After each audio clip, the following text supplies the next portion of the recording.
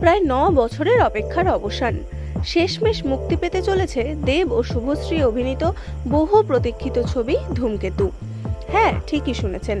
2016 সালে নির্মিত হওয়া নানা আইনি জটিলতা ও প্রযোজনা সমস্যার কারণে আটকে ছিল এই সিনেমার মুক্তি। কিন্তু অবশেষে দেবের সমাজ মাধ্যমে পোস্ট করে জানানো হয়েছে চলতি বছরেই 14ই আগস্ট মুক্তি পেতে চলেছে ধূমকেতু।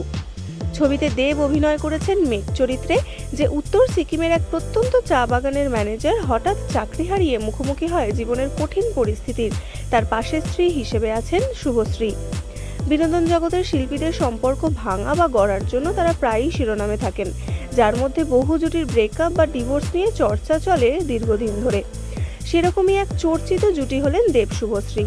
সম্পর্কে থাকাকালীন নিজেদের ভালো বন্ধু বলে পরিচয় দিলেও তাদের ব্রেকআপের পরই সবটা পরিষ্কার হয়ে যায়। এমনকি বহু সাক্ষাৎকারেও দেবকে বলতে শোনা গেছে শুভশ্রী তার জীবনের অত্যন্ত কাছের একজন মানুষ। শুধু তাই নয়, বাস্তবে তার জীবনের প্রেম কাহিনীর এরকম পরিণতি তিনি কখনোই আশা করেননি। তাদের ব্রেকআপের পরে মন ভেঙেছিল বহু ফ্যানেদেরও।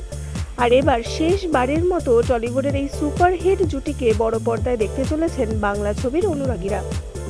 Like, share, and subscribe. Hit the bell icon so you don't miss out. Let us know in the comment what you think.